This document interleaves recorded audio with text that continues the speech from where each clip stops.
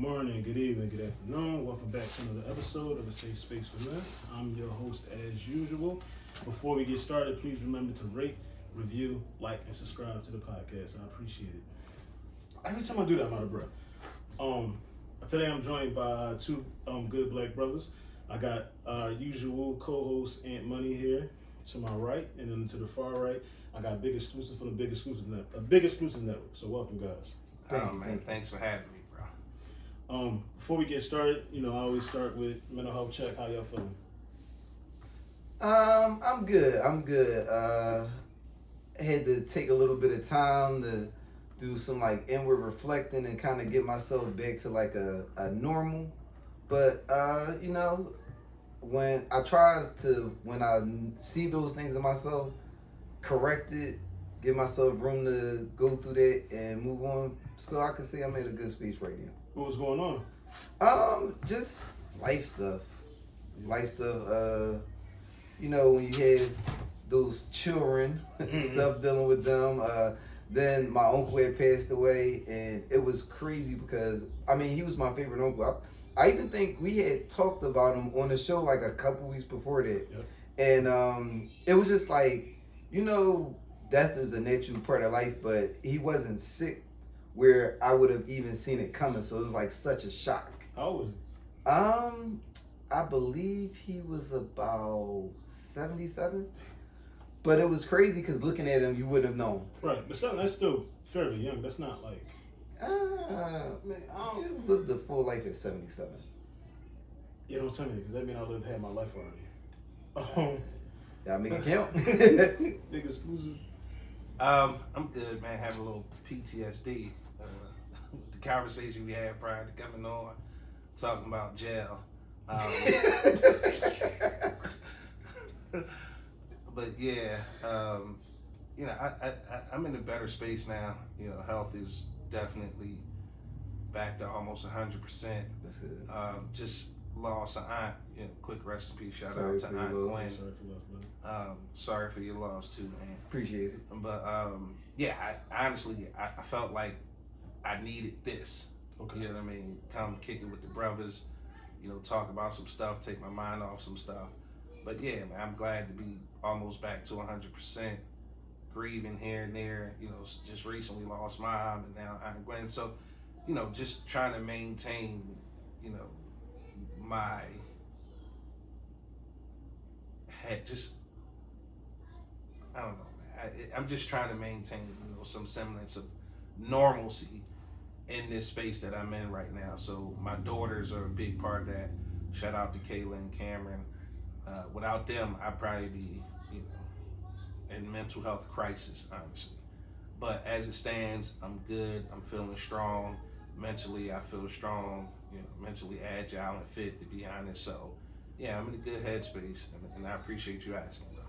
I think kids, they had it, especially small kids, they had that effect. They got the ability to, you can have a shitty ass day.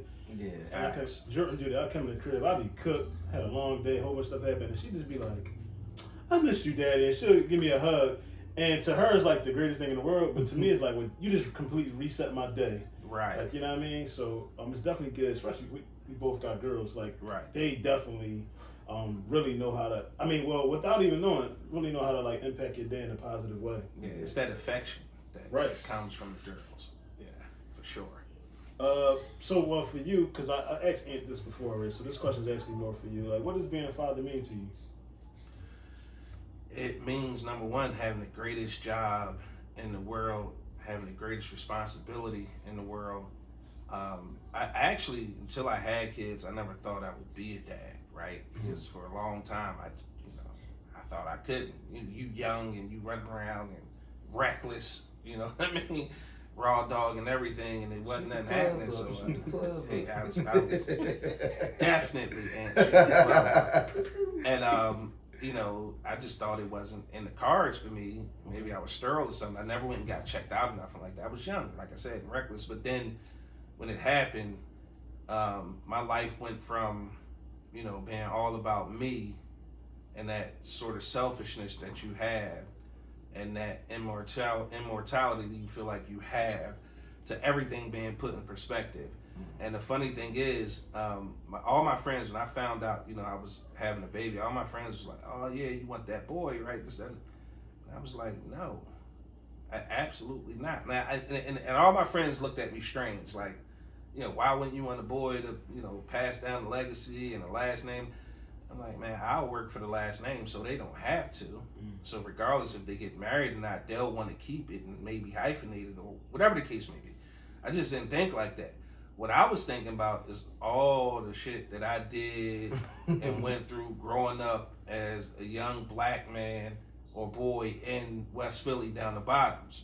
Shout out to the bottom. But that's what I was thinking about. I was like, there's no way I want a boy to go through any of the shit that I went through, because I just knew how hard it was for me. Right. And I would always say, if my mom knew a quarter to half the stuff I was out here doing, she might have passed away, way before our time, because it was just hard out here. Like, I grew up in the era where, you had the JBM, you had gang wars, drug wars, and literally I'm losing friends, weekly. Right. I'm watching, literally, this is no exaggeration, I'm watching people being shot to death. I'm watching people get shot and survive. And it was like, for me, the things that I felt like I had to do to survive as a young black man and, growing up in West Philly, I was like, there's no way I want a boy. And I immediately moved out of Philly. Well, at least to the Philly suburbs when I found out I was having, a kid. Okay. And I was like, give me a daughter. The worst that they can do is come home pregnant, right? I can handle that, right? Okay. But the stuff that I went through and I saw and I was doing, I don't want my son to have to make those kind of choices and survive those kind of things. I wanted to raise my kids in love. So being a dad for me, or being a father, is, taking pride and just being present. Like, you don't always have to have it as a father. You don't always have to have a ton of money. The main thing you have to do is just be present. And I'm proud of the fact that I'm always present. I'm always present in my daughter's life. So it's the greatest responsibility. It's scary, but it's the most rewarding, job I ever had. I think a lot of people don't get that part. Like, being present is really what's important. Yeah. I challenge people all the time. Just think about, the dad you had growing up. If you were fortunate enough to have a dad. We kind of spoke to that earlier before we started the show, that, that two family thing. Mm-hmm. To them guys, it was all about, dropping the money off and this, that, and that. Now, which do you remember more? The one that the 50 cent or the dollar you used to get on the way out to school? I'm old, so y'all might be a little bit younger than me. So it might have been a little more for y'all, but for me, it was 50 cent. Get $1. Yeah, see, for me, it was, we started out with 50 cent, to grab a bag of chips and a hug on the way to school. Or do you remember the times that he showed up to the baseball game and the trophy ceremony and the graduation? And those are the things that I remember, him being present. The money, I don't remember pretty much at all, for real. So to me, like, being present, I tell young dads all the time, bro, you don't have to have all the answers. You don't have to be rich. You just need to be there. Right. Because that's what's most important. That's what they're going to remember, their time spent with their dad. How old are your girls? My oldest, Kayla, is 12. My youngest, Cameron, is 10. Okay.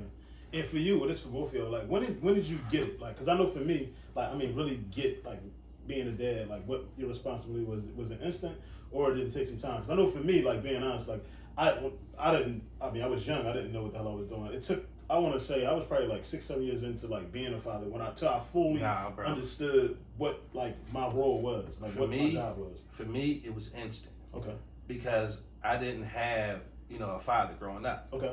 The semblance that I had, or the father figure that I had he had 3 families. Okay. Oh. So he wasn't really, and he wasn't my biological father. Okay. Right? But he was in and out of, my life in that role, so to speak, part-time. Okay. So I knew I didn't want my kids to have that dad. Okay. I knew like I could physically feel those emotions and that disappointment when he didn't show up. Oh, yeah. So for me, I never wanted them to feel any of those feelings that I felt. So for me, I knew from the beginning that I just needed to be there. I didn't need all the answers. I didn't need all the money. I just needed to make sure that I was a very strong presence in their lives. I inherently feel like I'm a great person, so I figured, those traits, those lessons will be passed on to them. Because my mom, God rest her soul, she did, in my opinion, a wonderful job working with what she had to work with. I think it's funny you say cause my biggest regret with my dad, no matter what he did do that was good, I can only remember the stuff he didn't do, immediate. You know what I'm saying? I can pinpoint. I got the date. You know what I'm saying? So that speaks to you really do the money don't matter. Right. But yeah, for Ant, when did you get it? Honestly, I've never looked at it like I've ever really gotten it. I've always looked at being a father as a constant reevaluation. So there's I do this a lot with work as well. I always try to put myself in a space where I'm the sixth man. Okay. So I'm never great at it. When I'm when I'm in a game, I'm trying to constantly try to do things that help me stay in the game. Okay. But I'm never looking at it I'm comfortable enough. I'm starting. I got that confidence. So I've always felt I've kind of looked at it from a standpoint of always just evaluating to make sure I'm where I should be. Because sometimes you get pulled out the game and you got to sit there and assess what went wrong. So I've always looked at it as an ongoing thing and never really looked at it all right, I got it. Yes, that's a great analogy. I never looked at it like that. Damn, that's dope. I can't. Because when you think about it, when they're little kids, they hit they're 3 to let's say 2 to 4. It's not too much of a difference in the things that you have to do for them. Right. But then they become 5. Now they're in school. Mm-hmm. The things that they need, the things you have to provide for them, it changed. Right. So you get it down. So let's say 5 to let's say 8, 9. Cool. Now they going from 4th grade to middle school. Right. There's a difference there. Mm-hmm. You gotta provide. They need certain things that they didn't need years before. So I just always felt I've never really looked at it all right, I got it. I've always looked at it as an assessment. Okay. Where am I at? What do I need to do? I know, so you got a teenager, because I for me, as my girls got older, it was always difficult for me to take a step back and let them fuck up or let them do stuff on their own. So, right. How did you was that easy an easy transition for you, or did you struggle with it? You know what I'm saying? So I think it was an easier transition because of the way my parents kind of navigated with me. Okay. So I feel there's a certain level of for lack of a better term, kind of letting the leash go longer, because I never wanted for instance, my dad would always say to me when I was younger, I'm preparing you for life, so in the event that I go, you may be hurt because I'm gone, but you're not distraught because you need me. Right. Okay. You only develop that when you start to let them further out and experience things for themselves. Now, not far enough that you're losing them, right, but far enough that it's a healthy, letting them know if you fall down and you hit the ground hurts. If I grab you every time you get to fall, you don't know that that's going to hurt if you eventually hit the ground. So that's kind of the way I've always looked at my daughter. Okay. How do y'all discipline your kids? Whoop ass.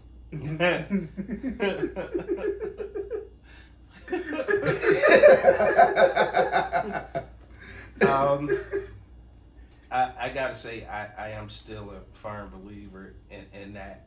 But here's the thing.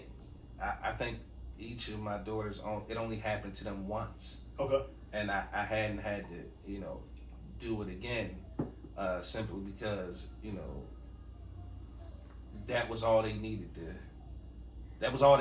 to kind of get it, right? Some kids need more. Yeah. Some kids don't listen. Some kids are disrespectful, but I don't have that with my girls. But like Ann said, when you're constantly evolving as a father, you pick up new tools along the way. Okay. Right? So that's kind of where I am. I never feel a need to actually whoop their ass anymore. Okay. Because I developed some, new tools that are at my disposal. we all got the dad look like, you flip that switch and you make that face and hey, wait a minute, shit just got real. Wait, daddy, well, hold on. And you know what I mean. But another tool I'm a firm believer in is having that conversation with them, allowing them space to kind of, because I don't want to be looked at as a tyrant, right, dictator to my daughters, right? Because they're with me all the time.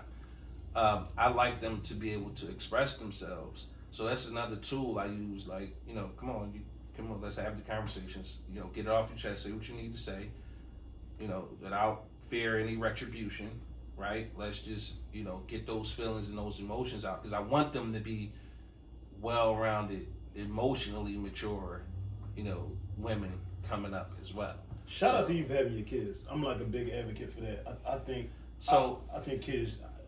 For me, I was blessed in a way where it wasn't like a fight or it wasn't nothing crazy. It was just I just asked, like, they were 4 and 2, and I'm just like, they can stay here, kind of thing. And she was like, okay, right. So I didn't have to I shout out all to the money he spent. Oh my God. No, so I think the difference is, honestly, is that she had already had 2 older kids. So then when I came along, we had 2 young kids. She kind of was like, I'm over it. Yeah, I wouldn't say that, because she's not like I'm over it, but like I've been doing this. I see she's active, but I see her. I saw her comment on your daughter's show, so she's definitely active. Salute to her. I've never been to child support. I never had any of that, so I'm blessed in that way as well. For me, like I said, I take the responsibility. So, sidebar right quick. I have fun with my daughters. Okay. Like, we have a good time. We go places, we do things, seeing their maturation and those morals and those lessons. You don't think it's getting through, right? But when they're put in the circumstances for it to, come through and manifest itself, like, you see that it's working. That's like one of the greatest rewards, being a father. So yeah, for me, just I developed a bunch of different tools to make sure that, whooping ass is not, the end all be all. I don't. So I've had to put hands on all my kids before, but mostly when they were like probably smaller. As they gotten older, the look works, raising your voice. The last year, I've actually went away from the yelling part of it, because I saw something that said, especially in the morning, I saw something that said, like, no matter whatever your kid did was wrong, unless they're trying to burn the house down, like, when you yell at them in the morning, it completely offsets their day. I hated it. That was one of the greatest things about moving out of my mom and dad's house. I ain't had to hear my mom yelling every morning. Yep. And it'd be times where I'd be like pissed off, but I'd be like, if I deliver the message calmer, right, it's a safer landing, and it could be a different result. But if I just yell at her because she woke up late or whatever, is a teacher call, whatever's going on. Like the teacher called, Gabby's teacher called me while I was at work yesterday. Well, yesterday, it's Friday. Oh yeah, that was yesterday. So, and it was some stuff, some assignments she didn't turn in. But normally now, probably 5 years ago, I'd have called her, ran, But then I understand, one, my kid is smart as hell. She didn't turn to work because she didn't want to do it. She's overwhelmed. She got a job. She's doing stuff. So when I called her, that was the conversation. Hey, do you need to work less days? Because I'm not worried about your intelligence. I know you're smart as hell. Right. You're smarter than me. Like, I know you're intelligent. So we know you can do the work. And we had to teach her in the 3 weeks. So like, we all talking about the same thing. Like, what is it? What's too much for you? Like, and it was just a different conversation instead of just calling and because it's not productive. Because I had to think about when I was a kid. He said, like, when you yelled at me, it kind of went in one ear out the other. I was just like, what is wrong? That's actually really dope from 2 perspectives. The fact that the teacher and you have that relationship that y'all can have it, and then the fact that y'all had a conversation with her. Not everybody just yelling at her because of what's at hand. That's actually really dope. Yeah, because it's like about knowing your kids. Like I know, like all my kids, like they know what the expectations is, but we know that we have smart kids. So like when there's an issue in school, we know it's not an intelligent issue. So, and I always I go second and like, all right, is it something you don't understand? Because I know you're smart. So if it's something about the work you're struggling with, then say that. But most of the time it's because, I forgot or I fell asleep, this and that. All right, so you need to plan better. You need to figure out your day better. Maybe instead of working 4 days a week, you need to work 3 days a week. Maybe you just need to work weekends. And I just make sure she understood the priority is school. Right. That's the part, because you don't have to work. I allow you to work because you want your own money, but you don't have to work. You know, thank God, like, we're blessed. Right. But you don't have to work. This is so that you can have your own money. So she got to understand. So I said, you got a week. So and then we going back to look at these grades. And if I feel like you need change, then you only work weekends. But there's no yelling or nothing like that. Well, I don't actually whoop ass. it was a joke. One thing that I actually really appreciated about my parents is that as I got older, I realized that although me and my sisters were under the same roof, we were raised completely different from one another. For sure. So one thing that I learned is that, like, I'm gonna say ass whoopings went away for me as a child really young in the game. So I want to say I might have got a whooping up until like maybe about like 10 might have been the last like real ass whooping I got. Okay. But the punishments changed. I remember one time my mom was like, hey, I want you to do this essay. It's due by Friday. But if you do the essay before Friday and you get it done, you good. So by Wednesday I did it, took it to my mom. She brought it up. She's like, man, get that shit out of here. Do that shit again. And I ended up not getting no punishment until Friday. So, but it was a punishment that was more effective because I was in my room like, just beat my ass, please. But I learned the art of like, it's different methods to getting your point across. You don't necessarily have to do the physical thing. Because my sister, my parents had this one punishment. It was called prison. I feel like prison has came up a lot with us today. But we had to stay in our room. We couldn't come out our room if you had to go to the bathroom. Yo, I gotta go to the bathroom. Don't let your ass get caught out their room if you didn't ask. When we ate our food, like one of the siblings would bring the food up on a tray, and then they come back and pick it up. So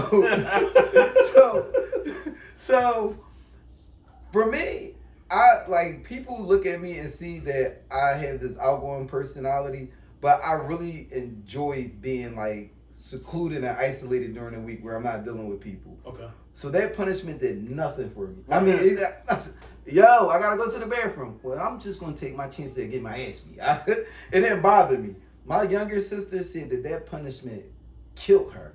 She was like, she would go insane. But my mom was like, Aunt, I know you. You never had a problem with being isolated. So she was like, for you, that punishment was like, whatever. We kept him in his room. So he got that aspect of the punishment. Well, my sister, she said, your sister thrives off of social interactions. So if she's not thriving socially, it's a punishment for her. Okay. So I was like, damn. But I learned the art of not only changing the way you punish a child for it to be effective, everybody isn't going to be able to get the same punishment. Right. I want to go back to something you said right quick about how you handled that situation with your daughter. And I wanted to highlight that because there's an added benefit to handling it that way. And what I'm finding out when I told you, one of my tools is let's just have the conversation. Right. The added benefit to that, and I want all the dads to make sure they hear this, is that added benefit is they trust you more. Yeah. We all as dads want our kids to be able to come to us with any and everything. Yeah.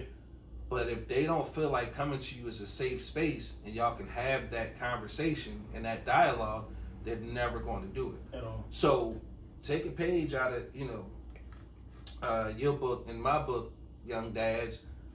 Actually, talk to your kids. Yeah, it's important. I think I like the fact that especially what I know is as my kids get older and like I guess a legal age, like my 20-year-old, like she talks to me about everything. Like she don't hold back on nothing now. It's like now she feel like she always had that freedom, but now that she's like an adult, she feels like no, like she can talk directly about anything if it's somebody I'm dating or something with her mom. Like, no, this is how I feel about that. Fuck that. Right. Like she can, you know what I mean? She's I don't have a problem with them cussing because that's our relationship. It's not disrespectful. You're in the moment. You're expressing yourself. Yeah, you're expressing yourself. So it's definitely important for you, especially with girls. Right. Give them kids a safe space to express themselves. One thing that I wanted to highlight that you said too was also like when you said we go out and we do things. I remember when I was in Japan for 2 years, and when I came back, I told my daughter, you know what, we're going downtown one day, and we're going to visit all the landmarks. So we started at the Liberty Bell and just kind of worked our way all the way around Independence Hall. Now, for her, she was just like, well, we did this in school. that was great. For me, I'm 27 and I've never seen a Liberty Bell. Yeah. And I went back and I told my parents, and my mom instantly started apologizing. I said, I didn't bring that up to throw it in your face. I finally went. You never did that for me. I was I looked at it and I look at certain things that I didn't like and I try to do differently. So Right. I created, my parents worked a lot. So my dad has probably just recently started to ease back a little bit with the way he worked. Because he would go to work Monday through Friday, and on the weekends he was taking care of the properties that we own in our family. My mom would take the weekend to that's when she would do a heavy cleaning and stuff like that in the crib. So there was never really breaks where they could go out and do too much. Now they took us on vacations and stuff, so I don't want to make it seem like they never did anything. Right. But I looked at it on a regular basis, we didn't really do much. Right. So I wanted to create experiences for my daughter where she could later on dinner. I remember when I was younger and my dad took me to such and such. She had those experiences. Okay. Yeah, I would say I kind of similar to what you said. With my upbringing, I didn't like how because we grew up poor, so I didn't like how my parents, my mom, because I was raised by my mom and grandma, they always had to tell me no because it was a financial thing. Right. So now in return, I probably work more than what I should, but to be able to make sure they have everything they need, which in the long term is good. They're able to not have to go out and do things on their own, stuff like that. But it's definitely, I think your childhood definitely plays a role in how you raise your kids. Yeah, my kids, the one huge thing for me growing up was we never had name brand cereal.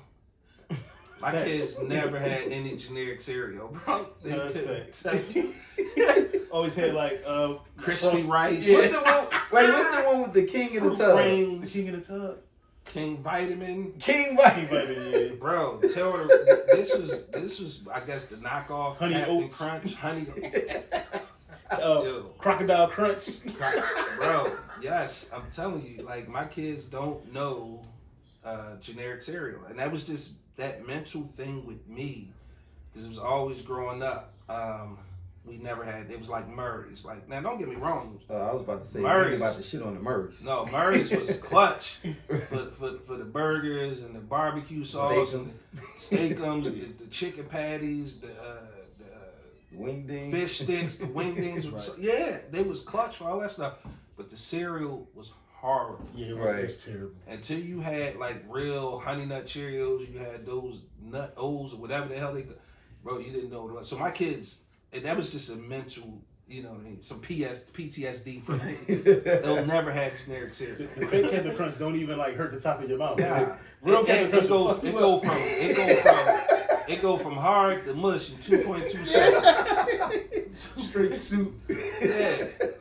When y'all in relationships, how do you allow your partner to discipline your kids? And not so much physically, but if it is physical, that's a question. But physical, verbal, if you living with a partner, or if your girlfriend is over for the weekend, your daughter, you step out. You know what I'm saying? She's the authority now.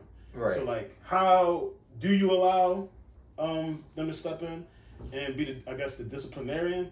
And if so, how do you do it? So me personally, I've never had a live-in girlfriend. Okay. And my daughter's mother is the primary caretaker for my daughter. Okay. So it's never been too many times where it's overlapped where I've been put in that situation. Okay. But me as a person that has been in that situation, I would say that I've always looked at it I'm going to correct your child, but I think the discipline should always come from the parent. Okay. So I'll correct and I'm going to tell your mom and tell the mom I feel like it's up to them. I don't feel like if that's not my child, I don't feel like I should be putting my hands on that child. Okay. Unless it's my friend Victoria kids, because I beat all her kids' ass. Your kids bad. Them kids Wow. bad. Wow. I've never. My daughters has never really met anybody I dated. Okay. At all. And it's for a reason. That's super responsible. It's for a reason. Because if you want to be in my kids' lives, I need to know you the one. Okay. Kind of thing. Okay. Because I am going to allow you to make some corrections. I am, if and needed, discipline as well. Okay. I'm okay with that.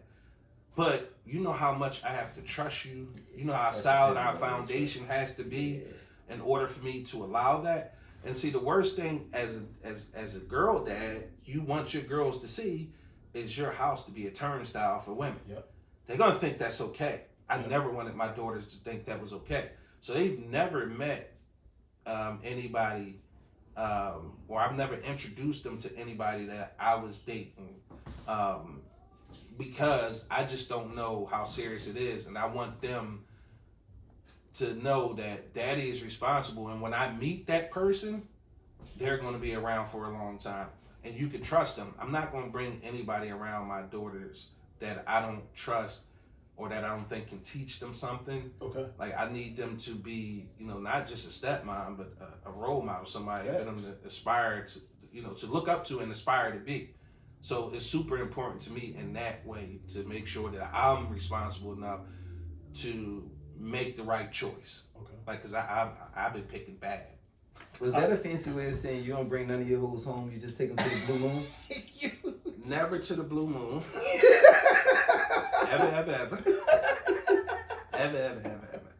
ever to the Blue Moon. Okay? But yes, that was a fancy way of me saying, like, I don't. Now, what about as a step parent? Have you ever dated anybody with kids? I have, and I think one of the biggest, like I said, my kid's mom, she had 2 kids prior to meeting me. Boys or girls? One boy, one girl, with the girl being the oldest. Okay. And one of the biggest issues that we had living together, because like I said, when I found out I was having my first daughter, Kayla, I moved out of the city. Okay. Right? And of course I had to move her too, right? Right. So, Right. Now she's coming with her kids. So now we're a blended family. Right. And that whole correction and discipline thing was a huge problem in our household. Okay. Because she wanted me to kind of, you can correct, but no discipline. Mm. Now, you living in my motherfucking house, okay? I'm going to correct. I'm going to do whatever. Now, this is not me on some power trip because I want to meet the kid's father. Right. I want to establish a mutual respect so that you know where I am mentally, and like, I ain't just in here tripping on your kids. I'm a responsible adult, right? Your kids are in a safe space, right? So I always, looked at it like, a man would want to meet another man. Fair. And if he Sure. don't, he ain't there for the right reasons. You shouldn't be with him anyway. Right. So, but she never kind of made that happen or let that happen in that way. Okay. By the time we got to meet, it was like animosity involved. So it took a long time to get to a place where we could sit down as men and have a conversation without there potentially being fireworks. Right. Right? So for me, my message to women, right, who are looking to bring a man around their kids is, number one, wait to make sure that this is the person you want to be with. 2, make sure you make that introduction. Yep. Because real men are gonna want to speak to. It's just like if I'm dating, I'm Yeah. gonna want to talk to you. Yeah. Sure. You Like, bro, where you at mentally? It's some things I want to know. Like, like, what do you think about discipline? What's your And I'm writing religious you to the belief? This, database. that, and other thing. Yeah. I got daughters. Yeah, Yeah. exactly. So it's like, ladies, be very selective and be extremely careful about who you bring around your kids. And if you're gonna bring them around, make sure they're there for the long haul, and introduce the men. Like, we not savages. Don't believe or feed into that stereotype that all men are savages and baby daddies always want to be with the baby mamas, and if they can't have it, no, it's not like that. Like, grown men gonna do grown men shit. Yeah, that's And not we gonna true. sit at that table and have a conversation and make sure I'm where you need to be when you around my child. Seriously. Okay, and I want you to have my number. Right. So if you have to make a correction, call me before it get to the discipline. Right. Yeah. And we can have that conversation. And if I say, do the discipline, all right, or I'll come handle it. Right. But at the end of the day, it should be a conversation where we can have like that. But if your baby daddy is a knucklehead or a dickhead or something like that, number one, choose better. But number 2, make sure you're dating someone who's going to be there for the long haul, because they not going. That person, if they're there for you, they know they have to be there for your kids as well. Right. It's a package deal. Yeah, I would say two things. So I really don't want I don't have a problem with anybody verbally disciplining my daughters, but I don't want no other man putting hands on my daughters. I do think boys are different though, because Jordan has a brother. When me and her mom were together, I had to punch him in the chest one day. Not like a Mike Tyson punch, y'all. Like, you know, like let him know, like, ho, like, you know what I'm saying? I'm a man, and I mean, he's a couple years older than Jordan, but he was doing something, so I had to like tap him to wake him up, because he don't have a father. He has a father, but he don't have a father that's like consistent. A man. Okay. His dad, he's inexperienced. He's more like he's focused on the wrong stuff. He's more of he's like, I guess like on a control type. Like, I only want to be a dad when it's time to look like a dad. Gotcha. You so want like, to do it for the gram. Yeah, social media. Yeah, parent. I was more like, he was doing something in the house, and I was like, yo, stop. And he bucked up at me like, sir, like, I had to let him know I was a man. And we never had a problem ever since, like to this day. But I definitely think with boys, obviously there's a conversation should be had, but I definitely think if it's a man in the house and you have a son and he's looking at that man as the man in the house. That's who's leading him every day. Right. Yeah. He has a father, but that man is leading him every day. That's a great point. You gotta set that foundation for you to respect me. Exactly. You know what I'm saying? You gotta understand. You gotta take the trash out. You gotta understand. You know what I'm saying? Like, these are important things. What a lot of women don't understand is how manipulative these kids are. Oh yeah, for sure. It was days I would look at her and be like, you playing, right? Like, you know, he just did that or she just did that on purpose. Right. You know, they went to grandma and said this and that to bring discord to the house so they could get away with whatever it is they try and get away with, right? And she had like these blinders on where she could never see it until it was over, and you kind of are faced with your own demons, right? Because now I'm not around. Who is there to manipulate? Right. Yeah. So yeah, you got to deal with that. Yeah, I can't get down with that. Do y'all believe? I would women, but I kind of think it can go both ways. Do you think people trap people with babies, men and women? The easy answer is yes, but it just depends. Like we all hear this, kids don't save no relationships, right? Absolutely. Yeah. But it magnifies the issues. Exactly. But when you talking about, it depends on where you are in your life, in my opinion. If you are of a certain stature, financially, yeah, you most certainly can deliberately be trapped with a baby. We've seen the stories on social media and around the world, like, oh, she poked a hole in the condom. One woman got the condom out the trash, or out the toilet, or like they saved it. Like, so we hear those stories, like women absolutely do trap men with getting pregnant. Men do the same thing. Women certain, type bad, I'm gonna put a baby in her. Yeah. And these motherfuckers don't even want to be dads. They just want to, say that's who they had the kid by. Yep. So I think, yes, people absolutely do that. It's definitely premeditated. I don't think it happens on a level of I don't think it happens on a large scale level. I think, are there some anomalies where somebody poked the hole in the condom and stuff like that? Yes. But I think a lot of times it's convenient to say she trapped me when I was just acting reckless. I could have wore a condom if, she might be a little bit more obsessed with me than what I thought, but I'ma still have unprotected sex with her. This nigga really threatened me and made me feel like he was gonna go upside my head, but I'ma let him shoot the club up, man. I'm a little hesitant on my birth control this month. Nah, I think it's a lot of times where people just don't be taking accountability for their actions. So it's easy to say, oh, that person trapped me with. Nah, I was living reckless. I should have known better. So I ain't gonna say no names because I plan on being famous one day, so I don't want to get sued. But I have a child with somebody that literally told me to my face. Obviously, I was being reckless. Let's be accountable. Right. But she told me, no, when I met you, I knew I was gonna have a baby with you.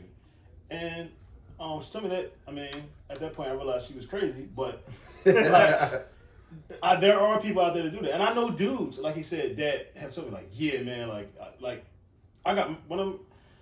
I ain't gonna say, well, a very good friend of mine's has 2 kids by a guy, and I obviously being reckless, but legitimately like trapped and left her with kids. You get what I'm saying? Ooh. So, and it was just more about it's kind of like when a dog or a cat pees on a couch. You know what I'm saying? And that's kind of how territory. Yeah, marking his territory. Yeah. So I think that shit happens like more often. I think it happens more like in like a regular neighborhood, like without money being involved, than it does for like a celebrity and stuff like that. Yeah, I mean, we've all been sitting with our homies, and you see something walk by, and like, yo, I'm putting a baby in that, like, with no intention on ever being the damn dad. I've never been that person. Yeah, I mean, when I was young, But that's when it happens. I probably said about a celebrity like, oh, yeah, if I ever got a chance, I'd get Ashanti pregnant, like it was something like that. But I ain't never just talked All right, about I Keisha take from that the back. block. You right. Yeah, I ain't never said that about from Keisha from up the street. Like, yeah, I'm get her pregnant, let her ruin my life. Like, the hell is that? Oh, get her pregnant and let her ruin my life is crazy. Do y'all believe women of other cultures show up differently to a relationship than like our women, than black women? And when I mean like, I think social media got something to do with this, but like own money, domesticated, ready to be like a part of a relationship, a team, be submissive, understand what submissive is.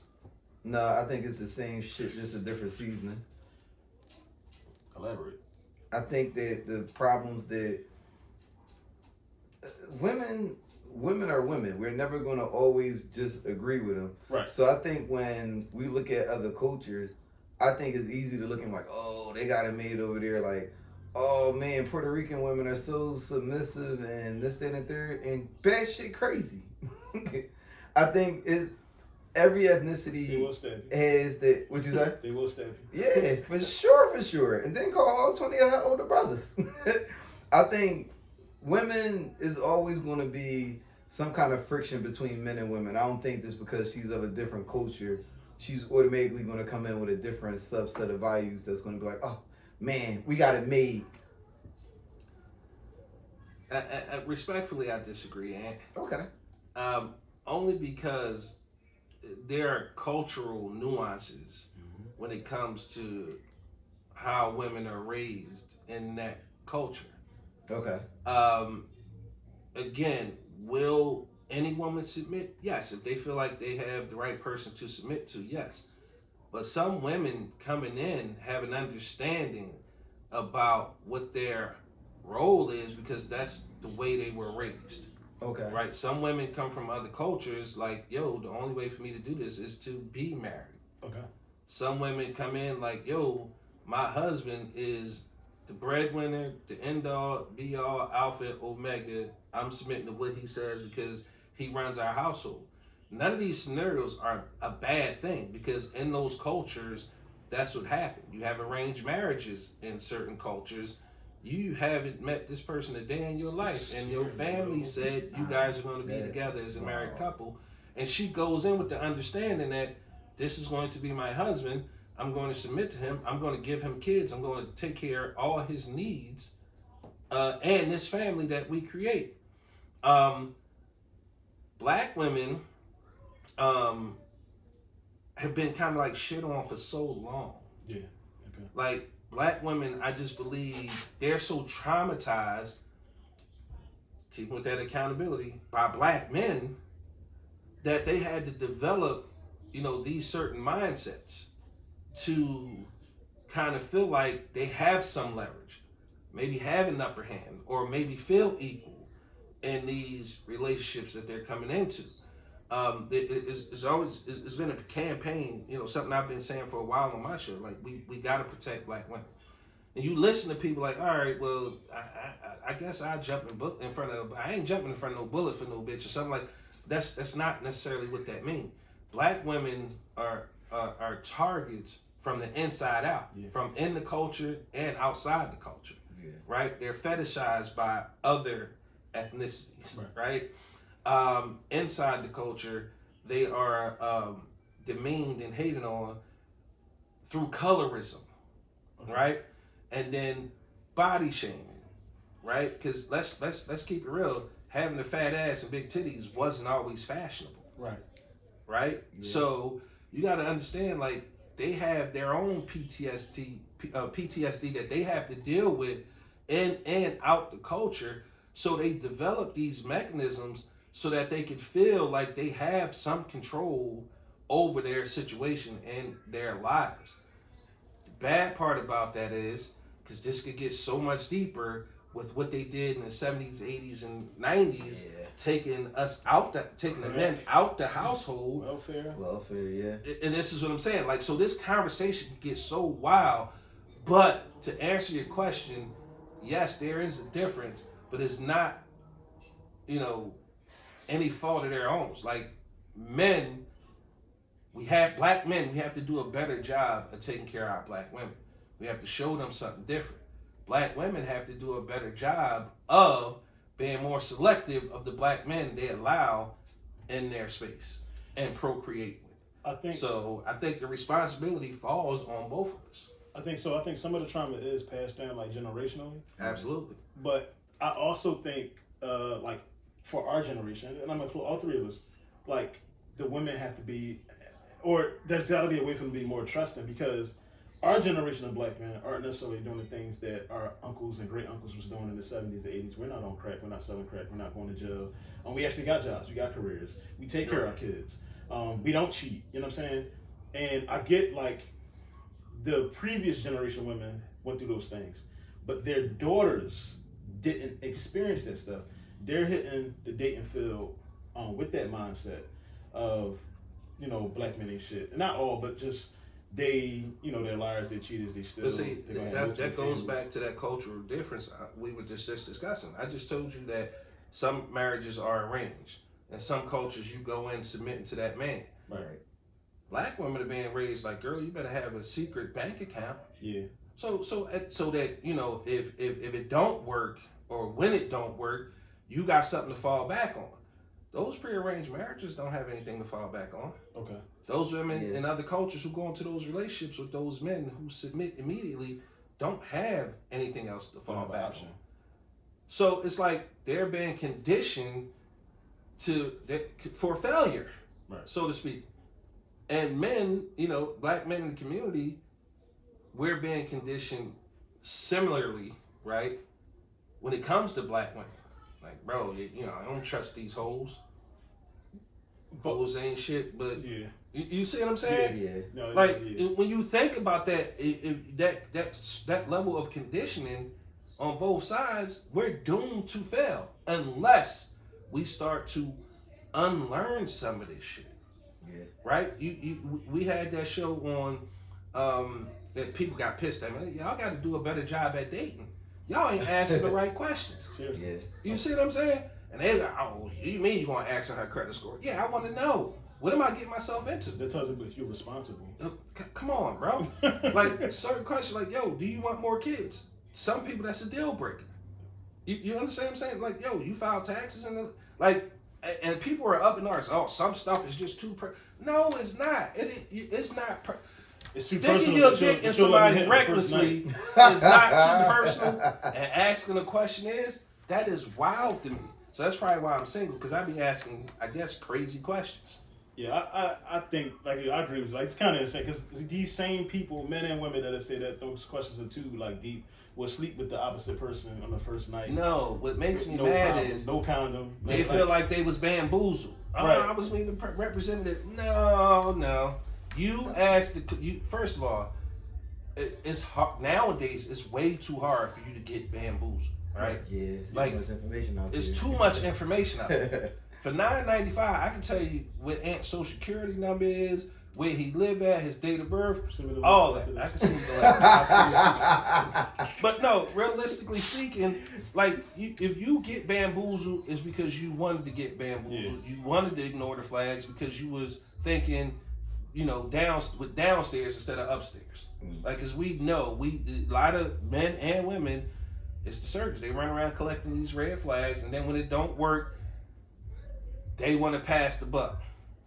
Yeah, I'm quick now to like I notice, like, if I'm like talking to somebody and I'm trying to get out on a date, it's a turn off for me if they like, oh, let's chill in the crib. That's really a turn off for me. Because I'm 37. I have daughters. I do you one better. that right there. I had a woman tell me one time. First of all, she bamboozled me. Uh-oh. No, it was the bait and switch. She hit me up. She hit me up on some business shit, right? Okay. So we was having the business conversations. Next thing she knows, she like, yo, you single? I'm like, yeah. It was just like casual. Like it just came up, and when we was talking about business, and I'm like, yeah, I'm single, yada yada. My God. Next couple messages was like, here's a shot of my titties. Here's a shot of my ass.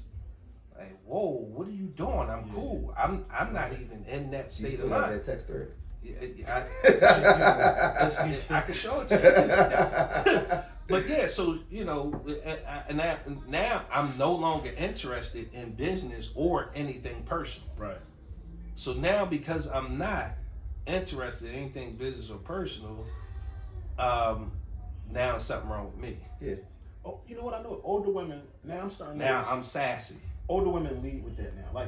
Like younger girls, and I'll say like 30 and under, they actually are like date and stuff like that. But I notice like women my age, and I feel like when I notice that, I feel like that's like you need therapy. I feel like if you feel like you only can resort to like something sexual to get my attention, when you already, I'm making it clear you ain't gotta do that.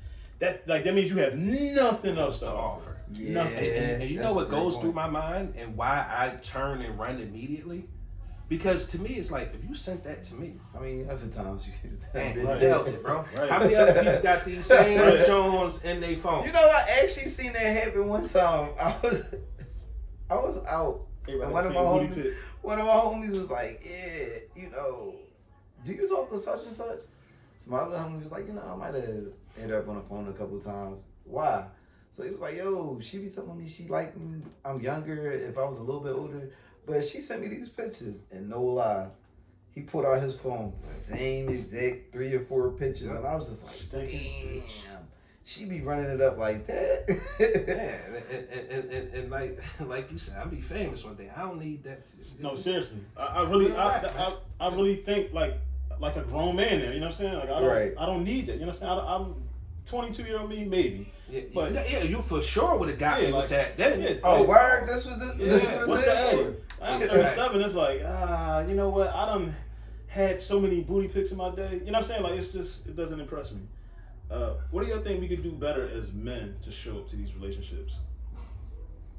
So women always, you hear it, it's cliche for them to say, show up healed. Nobody ever shows up. And I always say there's no such thing as being healed. Like, you don't know how you're going to respond to the similar situations unless you're in that situation. And you see how you respond to those triggers. Right? So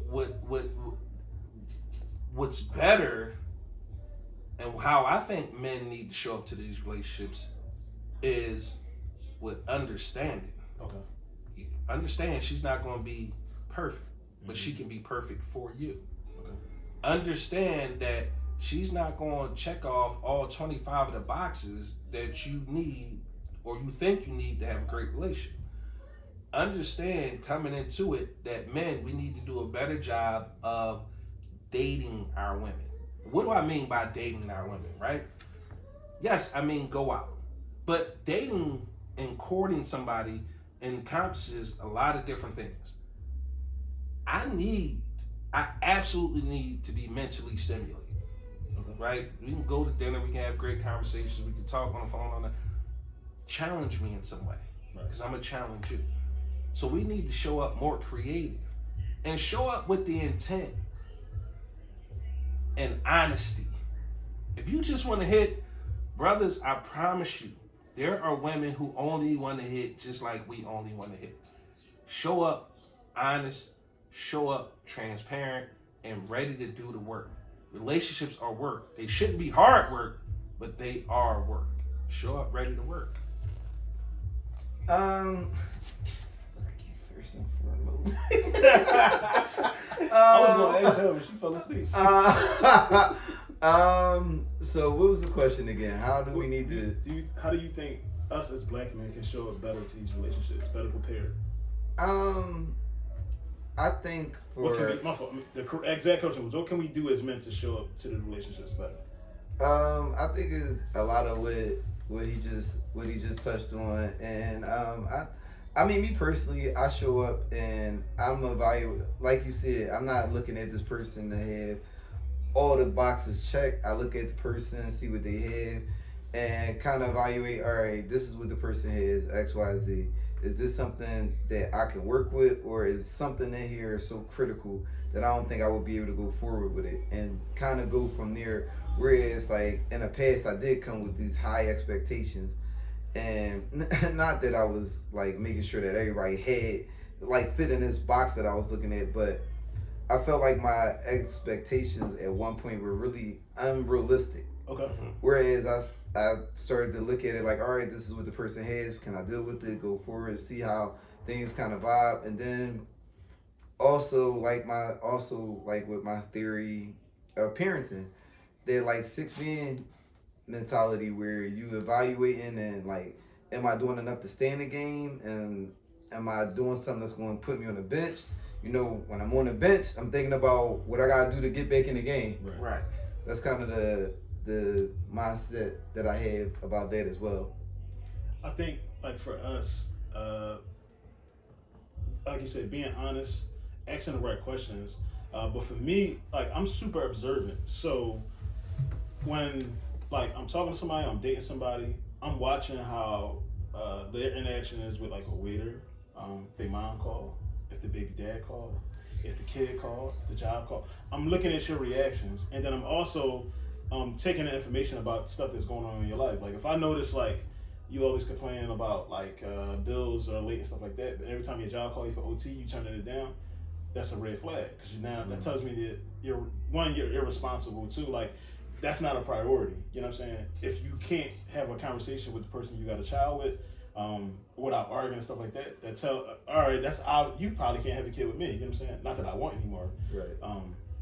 But for me, like showing up, I'm very honest myself. Like I'm dating long term. I'm dating to marry and stuff like that. So that's like immediate. Like you gotta let them know me. Like this is where I see myself in 5 years and 10 years. Right. And if that shit don't align, like you gotta, like you said, you gotta ask these questions early. Ain't no need for me to be waiting 6 months, catching feelings, and then find out like, oh yeah, I don't had no intention on getting married. It's like what? Like that's, we done both wasted our time. Yeah. Also, shout out to your neighbor DJ Cosmic Kev. Yeah, they but no. Also, this one is thing, definitely Rancho Cucamonga. Also, what I do is, I ask questions, but questions that involve like, what does your past look like? And I actually like to ask people about their exes, to try to get like a baseline for how they are in relationships. Not only that, one thing that I look at in these stories is I'm real big on like telling a story the way it happened, not telling a story to make you look good. Right. So if a person tells me a story, and out of all these stories, they can't tell me one aspect where they were doing something wrong in this relationship, or they did wrong, they were always done wrong and don't understand this, that, and the third, that's always a red flag for me. They think there's a Fat face Right. down lie. Somewhere along the way, you not being realistic with yourself. And they allergic to accountability as Yeah. well. I'm gonna skip that question. I'm gonna come back to that because I feel like I don't know why that's there. Do y'all think a marriage benefits a man in this day and age? Oh, you knew what you was gonna do with that question. Wow. Take it away. Not 10 years ago, not 50 years ago. Right now in 2024. And if it does, tell me how it does, and if it doesn't, tell me how. Because I know how it doesn't. I don't know how it does. So with this country being as litigious as it is, right? There's really no reason for anybody to ever waste the time or the money to get married. Now watch, I know they're going. I feel the darts coming through the. I feel it. I understand where you're coming from. The institute of marriage, in my opinion, is a very archaic idea. Let me be transparent. I'm gonna be transparent for a second. Mm-hmm. Yes, I'd like to be married. Like what? Right. But the idea, like everything has evolved, right? Mm. How you purchase a car, how you purchase a house, how you get a phone, how you do anything in this world has evolved. The institution of marriage has not evolved and kept up with the times. The Bible evolved, right? Wow. The Old New Testament, Which is wild. which is crazy, right? The institution of marriage has not evolved. Now, OG, well, I don't know if it was his idea, but I'm going to attribute it to OG. He said that marriages you should be able to renew them like licenses. I did hear him say that, and that was crazy. And a wildly interesting idea. I would be looking to visit that. Abso-freaking-lutely. But the idea of marriage as the way it's constructed right now feels very outdated and archaic to me. There's really no benefit to getting married other than saying you're married and you spent 50 or whatever you spent on a wedding and vacate or honeymoon. Because through the right legal document, you have power of attorney over me if I get sick or anything. You have power of attorney over my estate to get the money. You don't need a marriage certificate for a lot of, at this point, it's just for tax purposes. And when you look at the rate, I'm not going to get into the number because people like to hotly dispute that. Point is, a lot of people who get married get divorced. It's like 80% or something like that. I know, like whatever it is, because they like to argue about that number. I'm not going to argue about that. The point is, they fail, and they fail at a higher rate than like if I think Bill Burr had a joke like if you went skydiving, he said 50% of all marriages fail, and it's a coin flip whether or not your parachute would open. Would you be lining up to go do it? People are lining up to go get married to fail because the way it's constructed today is very archaic, it's outdated, and it needs to be revamped. They need to go back and take a look at how marriages work, the benefits of the marriage, because as they are constructed today, to answer your question, I don't think it benefits anybody. I think it's 80% of marriage divorces are initiated by the women in our community. It's like 80 or 75%. I think I heard Kev say that one day. Yeah. So yeah, I believe that. Yeah, if I get married, I'm not getting divorced. That's what, just gonna what be did Blair Underwood do in that movie? He opened the door and said, "There's only one way out." It's only one. What you think, Ant? Wait. Back to the question. What was the question again? Hey, yo. Because we went down a path and my mind went away from the marriage question. benefit of man in 2024. In 2024, I don't necessarily think it benefits the man unless he's going into a situation where the woman is just more well off than what he is. I personally, I would like to be married one day, maybe. It changes from time to time when I sit back and reflect on it. But outside of love and wanting companionship with a person, I don't think there's no real benefit outside of the like religious rituals and Then I question the word love then, because if half of all these fucking things fail, do you understand what love is and what it means? Like that's wild to me. Like, So love will never ever be enough. In my humble opinion, will never be enough. it'll never be enough because that's just like there's somebody I cut off that I love them dearly, but And probably still do love them, yeah, right? Yeah, absolutely, yeah. But I got deal breakers. I got things that I just can't accept. You know what I'm saying, in a relationship or being a stepmother or being a girlfriend or being a wife. You know what I'm saying? They're just things. Like no matter how much you love a person, you can do that in friendships. You a great friend, I love you enough, but these things that you're doing, if you decide to start doing crack and smoking heroin, like just using, I don't have any friends that's on drugs. Just using that for an example, right? Like you can't come to my house because you're gonna steal some electronics and shit. Like so, I think I'm about to walk out with something today. Damn. You got it, cuz that's a nice TV. No, it's not. No, it's not, guys. No, it's a 22-inch TV. It's it. I assure you, there's not coming to Rancho Cucamonga for the TV or nothing else. But no, like I think, like you said, like love can't be the double. I think you marrying somebody, it has to be like the other things. Like, can I trust that person? Can I be vulnerable with them? Will they take care of me if I'm sick? Will they take care of my kids? Will I take care of them? or if it push come to shove, I'm willing to wipe the shit out their ass. No. Like, I'm just saying, like these are things Those that are real things, though, man. yeah, like you know what I mean. That You that face think it. about. Man, Yeah, people get in relationships and somebody gets sick, and next thing you know, they don't show up. Like in a relationship / marriage, you have to make the conscious decision to show up every single day, no matter what. no matter what. And I think in this day and age, with the times, it's very hard because everything is so accessible. Yeah. One problem in your relationship, and then you got this phone, which is why I love to take breaks from social media, but you got this phone and you got these girls on social media, shaking their ass, sending you booty pics. Shout out to the Instagram models. OnlyFans, like all the stuff that's at your disposal.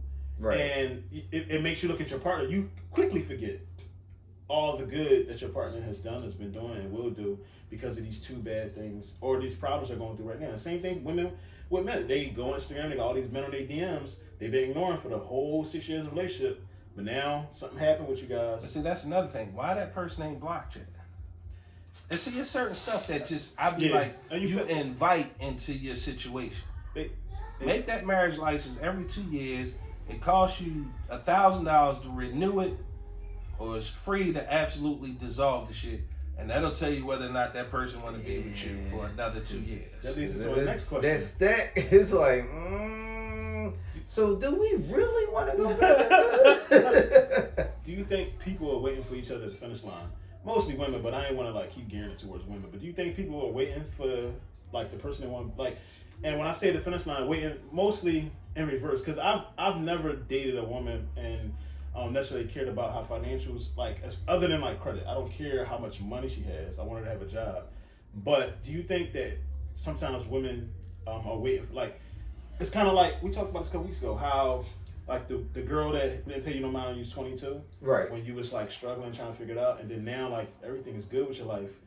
And now they're like in your DMs. Now they ask, you know what I'm saying? They're letting you know that they're interested. Right. Because you're where, you know, you're supposed to be in life. As where before, I'm the same person. I look the same, just a few more grays. Right. But, you know what I'm saying? Do you think people are waiting for people at the finish line? Yeah. Short answer, yeah. I mean, I get it. I mean, why sit there when you like watching somebody make the pizza when I can just pull up and get the finished slice? I mean,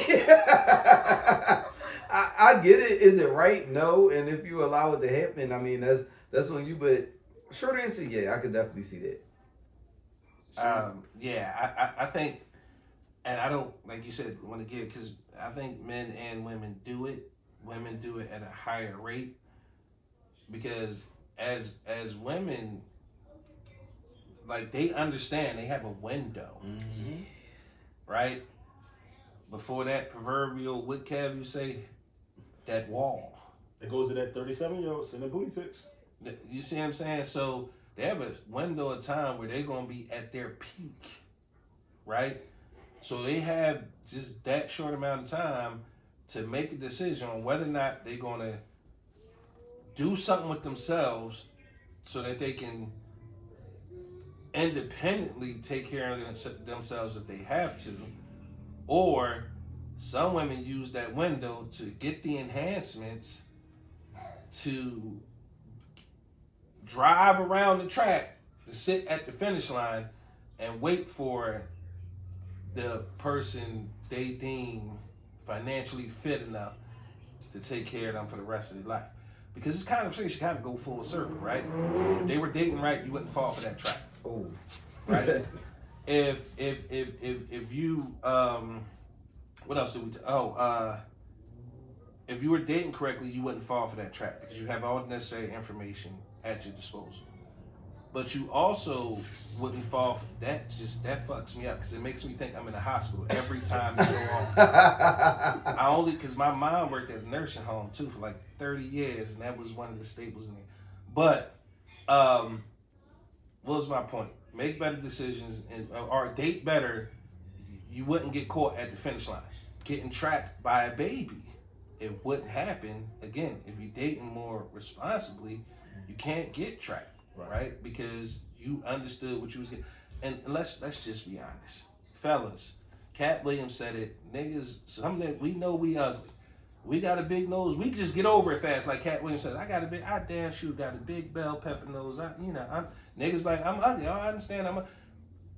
Niggas know, had they not secured the bag, this woman in front of them would never ever speak to them. Would never ever talk to them. So they know, but you can't get trapped if you taking the necessary steps to date properly. You can't get trapped by a pregnancy. You can't get caught by a woman waiting on you at the finish line. The best thing she would be able to get from you is fluid out, protected, make sure you secure the condom, fellas, and then get up out of there. So again, men, I always say this, I say it about myself. I'm not gonna say this about none of our brothers, but men are stupid inherently. Like, we need help. We need help from women. And I don't think we can't exist without each other. We just need to figure out how to stop complaining about our differences and how to start complimenting each other. Also, fellas, condoms are cheaper than diapers. Facts. So, like, absolutely strap up. Absolutely. Strap out, pull out game, something. Latex. Yeah. Don't let a girl say she allergic to latex. Yeah, that's girls do that too. Like guys saying that guys got the trick. Oh, I forgot to bring the condom. Girls' favorite line is, I'm allergic to latex. Don't fall for the trap, folks. Not saying I fall for the trap. Or the positive pregnancy test picture. Yeah. Get that quick couple hours out you. Yeah, that's filthy. Nah, let's go down there Planned Parenthood together. Actually, I ain't got it, so just tell them that you got raped. Oh my god. Oh. Y'all didn't know that trick? No, sir. When it comes to dating, what you think? Do you date them all or date one person at a time? I think you. I think. I mean, well, obviously, financials probably played a role in it, but I think it's okay to date them all. Definitely talk to them all, but I definitely think it's kind of necessary to like. So, because I don't want to. So wait, you got to kind of define what dating is, because that means. I ain't saying sleep with all of them.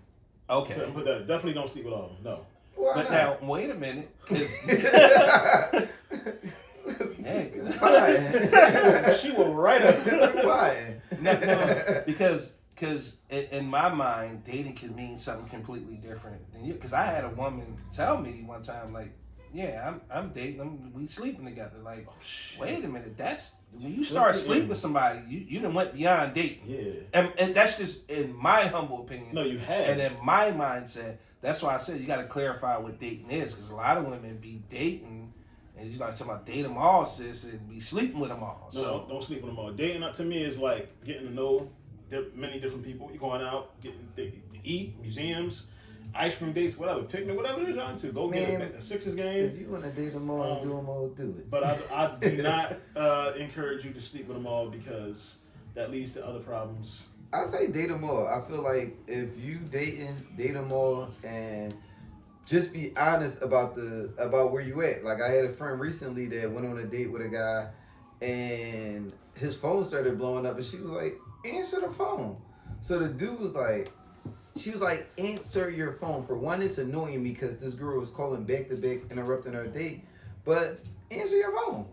She was like, we're not in a relationship, so you don't owe me any explanation. Just be honest with me. I know that you're talking to somebody else. So while you're in a dating phase, I mean, if you are dating somebody else, be honest about it. But I would say in the dating phase, man, you shouldn't be out there. Yeah. Right? Yeah. Because like the lady said, you have no reason to lie. Right. Yeah. At all. I don't even owe you the truth. So I say, if you can afford date however many you can afford, facts. and they'll start to. You'll start. It's at that point. It's the bracket. Yeah, right? definitely. you March got Madness, baby. You go from it's March Madness. You go from Elite 8 to the Final 4, and then you got the championship. And they say cream rises to the top, right? So again, as long as you're not sleeping, because I feel like people start sleeping with each other, and that's when you start to get those emotional connections. Yeah, that definitely. And it fucks everything up. Yeah. So just dating without sex, get all the pertinent information you need to give. To get, And I'm a firm believer in putting them in situations where they get to show who their true colors are. I also don't. I don't believe. Like I know, like a lot of men probably gonna disagree with me, but I don't think you can lay down with somebody and not continue to lay down with somebody and not have the emotional connection, like of some sort. Men like to say we don't catch feelings, but you be human. very I mean, mad. you can have. I think if you can have sex without emotion, it's something psychologically wrong there. And now I also have done that in the past, so I'm not going to go holier than thou.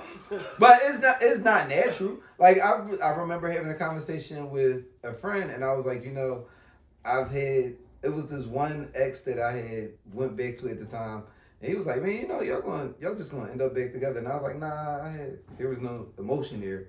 And he was like, what? I was like, I don't think that's a natural or a healthy thing. Yeah. But it's completely natural to have sex with somebody and catch emotion. Yeah, what I noticed, like you say, when you beating them out, you can tell if someone is probably there because they hungry, or if they genuinely are. You know what I'm saying? Because women do that. You know what I'm saying? We not gonna act like that don't happen. I know women. Shout out to Jay King. He call them foodies. Who are taking dates. No. It's a certain term that he had for him. Where it's like they just like the way you say hit and quit. It's something that he says. Damn, it just left me. And you know what? Like if ladies, if you're gonna do that, just make sure you offer that man, some great conversation. Like at least try to be entertaining. Don't just be sitting there fucking up that food. Cause you look sus. Okay? Eating with your hands and shit. Yes. Do y'all think people choose to be single parents, or is this more circumstance? No, I think they choose. I think they choose. Well, technically, yes, they choose, bro. Because when you chose that person, you made a conscious decision to have unprotected sex, and you knew better. You chose to have that baby, even though that man didn't want to have that baby. You chose that person based off whatever criteria you had, but you deemed them worthy enough to lay with unprotected. Now, what we have to understand is that that's life and death nowadays. Okay. Right? For sure. But you talking about, if you asking, are they choosing to be single parents? It's like a lot of times I feel like they are, because I don't care who you are. Now, I don't want to speak in absolutes, because certain circumstances, it's always an exception to every rule. But a lot of times it was somebody who guided you along the way that said, don't do that. Don't do this. I don't like her for you. I don't like him for you. Like I would say it's safe to assume that we all bought that one home to mom or dad, and they was like, My grandmom did. No, And what did you do? Still got her pregnant. Exactly. Married.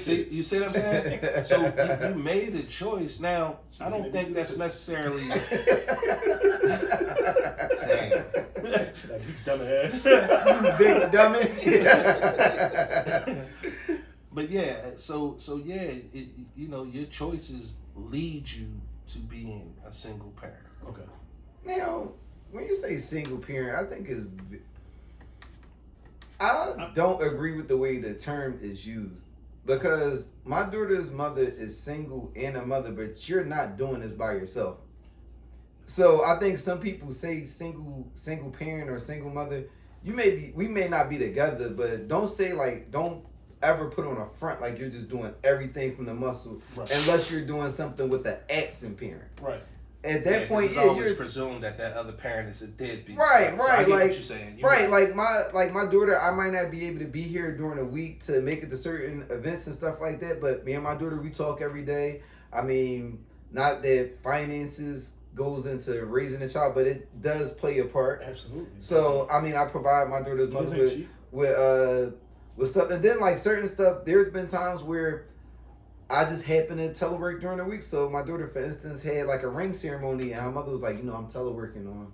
I'm working from home that day, but I can't break away. I'm like, I'm teleworking, and guess what? When I'm away from my computer, they don't know nothing. So I went and I could do that for my daughter. So yeah, she's single and she's a mother, but it's not like she's a single mother in the sense of an absent parent. So to be specific, I guess I meant more like when you are parenting completely without the other parent. Also, and I don't want you to take that like that was like an attack on you. No. I was really sitting there and like deep thought the other day, and I was like, I hate for that term to be used because there's some people out there like, yeah, I'm a hardworking mother.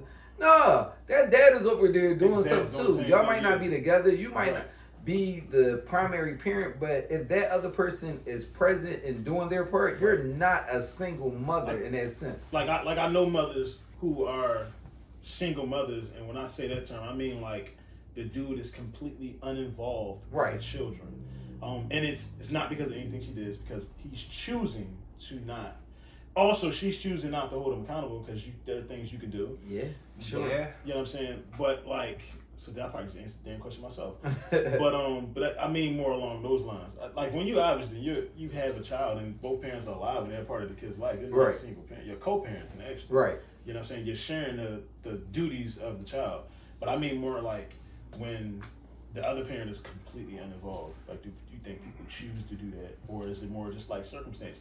Like, or do some people maybe some people maybe get burnt out? Like some people just like, you know what? Like, I think it's circumstantial because I mean, I've seen scenarios where it's been like, you know what, bro, that's a lot. If you chose to walk away, I'm not saying that it's right. Right. But I understand. I completely understand. I mean, I had a homie say like, yo, I'll walk away, and when my child is 18, we can reconnect at that point, and I'm willing to walk away at this point and figure it out later with you than go through this for the next 18 years. And I was like, that is insane. Yeah, but also, you know how intense that circumstance has to be for you to feel. Because at that point, you feel like, yo, this life or death, or I'm going to jail or something like that. No, seriously. Yeah. Like, so, yeah, I get it. I definitely get it. But the best you could hope for is that, you know, he or she goes through that maturation process and start to understand it's not about me. Right. Because that's what happens. A lot of these people who end up, you know, raising kids by themselves either made a poor decision on a partner, or they're too immature to actually even be a parent. And I don't care what age you are. Right. Yeah. Right? I think that sometimes we as human beings, if I can't be with you or you don't want me no more, I'm going to ruin your life. Like at some point you mature because you want more for yourself. Yeah. They always, or at least most of the time, they wake up and realize, I want more for me. I got to let this go because I want better for me. Right. And they start to let that relationship happen between, you know, the kid and mom or dad, whichever way it go. Right. I definitely was there what your friend did with my 9-year-old. Like it was too much. I was like, you know what? Like honestly, I was joking. That was the friend in that story. Oh shit. Damn. But it'll really be a thought because like obviously I had other kids that I didn't have these issues with. You know what I mean? And There's one person that's causing me like, yeah, you know what? And I had the mindset back. I was like, I can make more kids. Bro, you know what I'm saying? My daughter mom at a certain point. That is wow. We here. My daughter mom had more kids. You must have. You was getting. Who was the drug dealer now? Shit. Yo, how about that? My daughter's true story. We had Kayla, and we found out that she was pregnant with Cam. And I was like, all right. And we was at the front door. They was waiting for us to come in. And my daughter wasn't a coin flip. What? I said, listen. And we gonna say we gonna do it at the same time. You hesitate too much. We need to get out. Like the appointment is. So it's like, yo, on 1, 2, 3, keep her or get rid of her. And we both said keep her. Now, what we didn't know it was a her at the time. Okay. But, you know, it's keep it or get it. And we both decided to keep it, we pulled off. But the point I'm making is, nigga, you had money. Because the whole reason we was going through that is because Kayla was hella expensive. I probably spent about almost $3,000 on Kayla's first birthday party. Yeah, I just did a Sweet 16 last June. Oh yeah, see? Yeah, kids are but expensive. Somebody got to be famous for them. I always say they got to be a doctor, a lawyer, or a drug I'm sorry to cut you off. No, you good. But I remember I had that mindset because I remember at a certain point, I was at a doctor's appointment one day, and my daughter mom it's fucking 8 o'clock in the morning, just hitting my lines, just a bunch of dumb shit. I'm taking you to court this day and that there, and I'm like, I legit didn't even do nothing. So at a certain point, she was just talking to herself. So that was very early on in, and at a certain point, we both came together and started to like work on like a friendship kind of thing where we just really got a great understanding for one another. And I started to ask her like, yo, why would you do stuff like that? Like, it would be the ass cracker during the morning, and you would just be like on go with dumb shit. She was like, sometimes I used to wake up and be like, how can I fuck up Ian's day today? And I was like, yo, that is insane. I was like, I didn't even do nothing to you. It's a true story. Like my kid's mom, she told me out her own mouth, like, you wasn't gonna be using that phone to call no bitches. She would call me. I would call it it's a paperweight at this point. Dang. Like she would call it so much back to back to back. I'm like, don't you got work? Don't you got shit to do? Till I needed to get another phone. I mean, just back to back to back, like complete paperweight. Yeah, I had a conversation with one of them, and she told me, she's like, I would just do stuff to piss you off because I knew like that was my way of getting you to contact me. Like I would post something on social media about you, and I know you're gonna say something to me, so now I can have dialogue with you. And then like she was like, my hopes was you may want to sit down and talk about it. Then I'll try to like seduce you or something. Like she said that to me. Wow. I was just like, I'm sitting there looking like that's really a mindset. Like that you had a plan. Like why don't you apply this to life? Premeditated like a that's almost premeditated. And side note, women are the greatest detectives on the planet. Facts. Yeah. Facts. Bro, they could be living in squalor, okay? But let it be something on your phone, or they need to crack that password. They will figure it out. If they won't apply that same ingenuity to get their life together. I think that the city should only employ women as homicide and narcotics detectives, because the crime rate would go down and the solve rate would definitely be a lot different. My ex could never get in my phone because she can't figure out the password, and the password was her birthday. Oh wow! She was like, I tried your birthday, one of your kids' birthday, and I was just like, you know what's crazy? That's the last thing she would expect, is it to be her birthday. I just told y'all we had moved, out of the city and moved in together. And I had never locked my phone. For the longest time, my phone was never locked. I got some shit in there. Bro, she would go through my phone habitually. What? Every least little conversation What a bitch. was huge. What a bitch. Every text was a huge deal, right? And I just told y'all I didn't know whether or not I was going to be a dad. I found out I was going to be a dad. So I'm super nigga now. I want to do everything. I'm super the best man I can be. Right?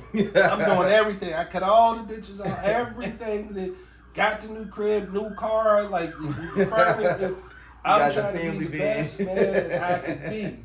And she keep going through my phone and finding shit that was irrelevant, didn't have nothing to do with nothing. I didn't, this girl, I lived next door to her for 30 years. Like, what are we talking about? Yes. And you know what I found out later? She was cheating. She was cheating. That guilt will make you tilt. That guilt was whooping her ass. Can I call her a stink? Call her stinking bitch. Yeah. We good now. We straight. Like, we got to understand it. Like Ed said, we had those conversations. Right. So we good now. Like I said, I'm not in child support, nothing like that. But that guilt will definitely make you tilt, man. 0407. Everybody knows my password. I only have a password because they require you to. But outside of that, I don't play the phone games. Don't touch my phone. That has always been my rule. If you want to pay that bill, you can touch that phone. Now, I'm gonna be fucked up if somebody called me on that bluff and say I paid the bill. Yeah. But other than that, like, I don't play phone games because it's easy to pick up somebody's phone and you already looking for something bad and to misinterpret something that you see that may be completely innocent. Exactly. Yeah, How you been ain't seen you in a while? What she means she ain't seen you in a while? Because I haven't seen my cousin since the last. Right. But you looking for something. What are you talking about? Right. Or I'm a person that don't delete anything. So I don't delete anything either. Like you could go back and find some news or something from 2014. You know what I'm saying? And it could be somebody I'm still in contact with, but at this point we are legitimately just friends. Or she sent me them news and I never even acted on it. I just kept it as a friend. You know what I'm saying? But you all hot and red is secondary to the root of the problem. Yeah. Why the fuck are you touching my shit? Yeah, exactly. Yeah, why you on my phone? Because now, like they say, past pain equal privacy. Yeah. Now that's a deal breaker for me. Yeah. Like both my phones is locked right now. If you ever feel like the need to go through it, it's cool. I'm done with you. Whatever we got going on is over. Right. Yeah, because that tells me you got a trust issue. Yeah. You got some insecurities. And I just told y'all what happened. Right. Like so now that's a trigger for me. Yep. You doing it because you out here doing you. Exactly. And it's over. Fucking done, son. Done, son. You ever had a friend that always went after your exes? Or it could be ex-acquaintances, ex-women you mess with, ex-girlfriends. You ever experienced that? So me and my friends, we had a conversation years ago, and I was like, "Hey, don't go after none of my old work." Right. Like I don't. If it was somebody that we had something with, like now if it was just I got the phone number, it didn't go nowhere, have at it. But if it was somebody, because they call me a certified lover boy, so I prefer to be in relationships. So if it was somebody I was talking to, more than likely, if you know enough to know that we were talking to each other, we had some kind of relationship. I would prefer you not to go into that. Right. But I let that be clearly known because other friends in my circle don't necessarily have that rule, and they like, if I'm not with them, have at it. Yeah, I'm cool. I don't like to share food. Now I don't think I've ever experienced that. Like I'm trying to think real hard.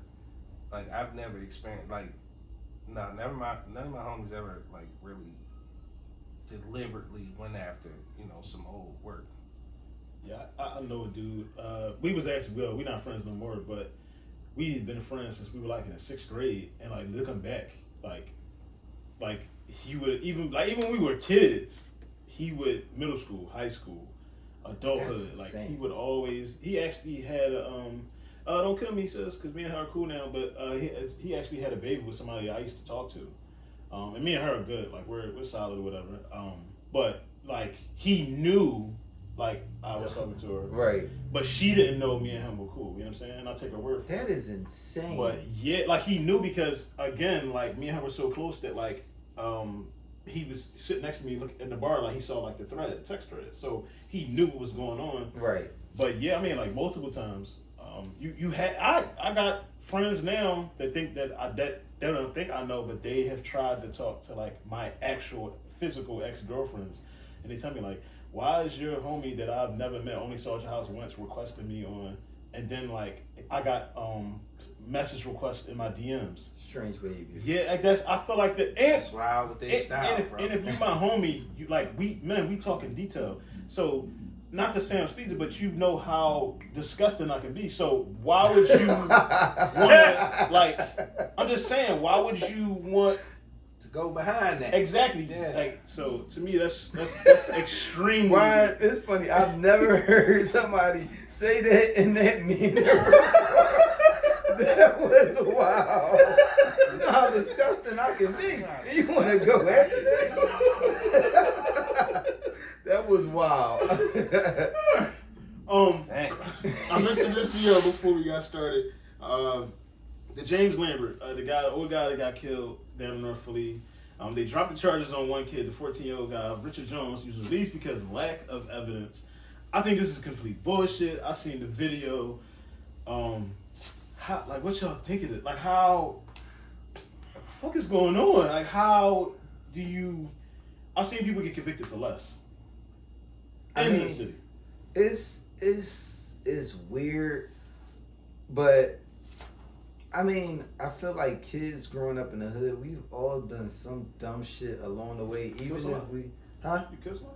Why would I fucking sit here on camera and tell you that? This guy is wild.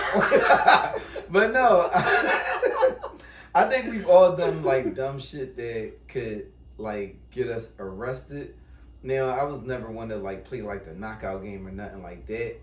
I think the kids should be penalized, but I think for me, this would really have to make me have to like look at their like their brief history to see like what they got into, because dumb mistake, yes. A man lost his life, yes. I don't think that should go unpunished, but I kind of have an issue with something outside of like deliberate cold-hearted murder. Okay. I kind of like don't want to see kids get roofed that may not necessarily deserve it, but it still would need to be some kind of penalty in play. I'm all for like a case by case, like it's 7 kids. Yes. So case by case. Yes. If this kid has been like arrested 3 or 4 times, obviously headed down the right path, the punishment needs to be severe. I ain't saying life. What I'm saying, it needs to be severe so that you can save the kid. I'm gonna say save the kid. Because again, these are 14-year-olds, but I think there's an older kid that's like 16. I'm not sure, but I know there's somebody older than 14.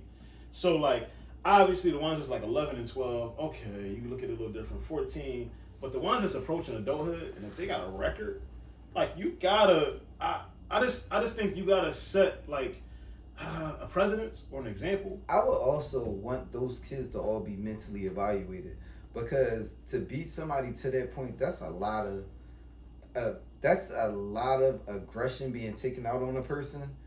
And what else is going on there that made those kids? I mean, Parents. it's one of the. I mean, yes, but what else? Like, what? It has to be something going.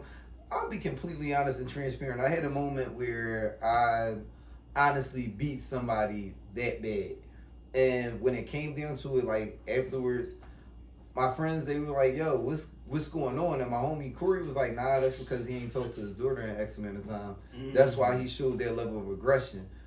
But it was, I mean, that was like me holding on to something like traumatic at that time for me. So what was going on with those kids that would warrant them taking that kind of frustration out on a person? Because that's more than just like the knockout game where they just like hit somebody and run, laughing jokes. They beat the shit out that old man. Yeah. So for me, you know, I'm. Your listeners gonna be like, this nigga is wild. No, but we do all honesty here, man. No, I'm gonna keep it real because I had said it on my show before. I try to. Ant's right. Both of y'all, you gotta look at stuff. Ant's right, and they need the punishment. You right, case by case basis.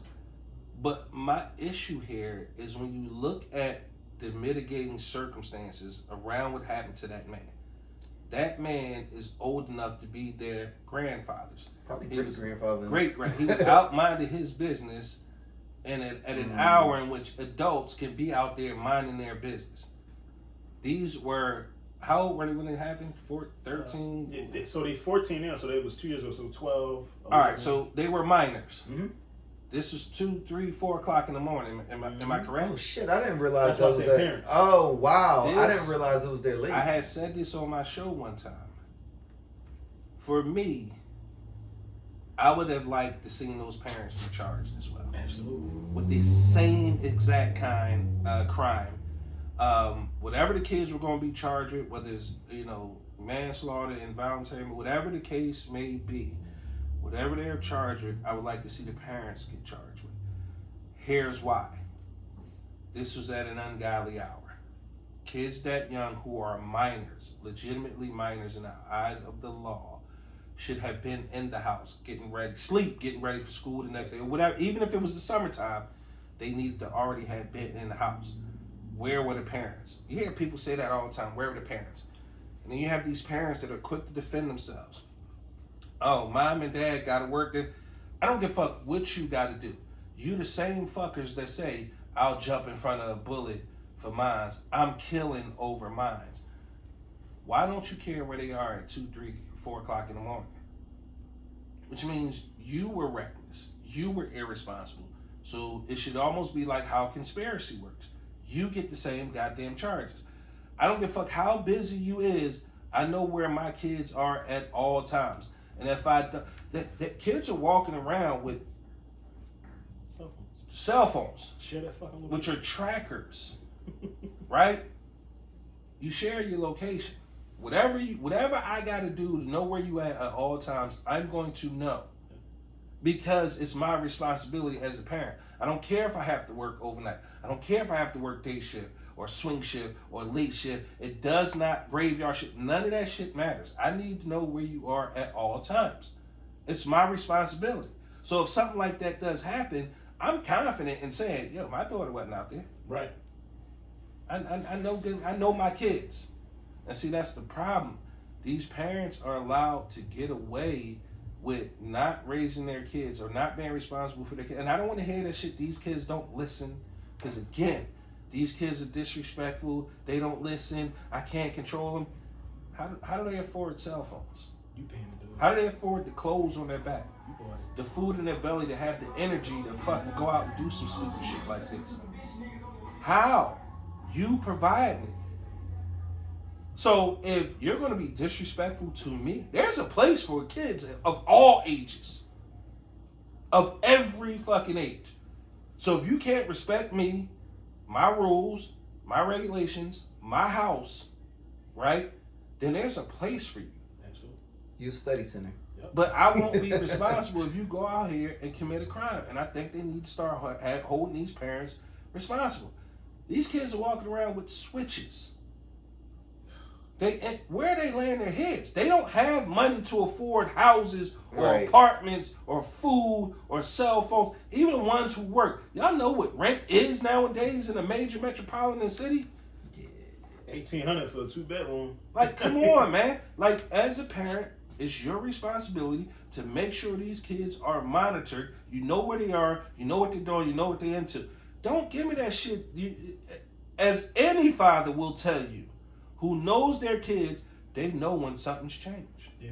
So it's funny. Am I lying? No, you absolutely Absolutely. right. I can tell when they The hit language change, the friends change, the attitude changes, Body language.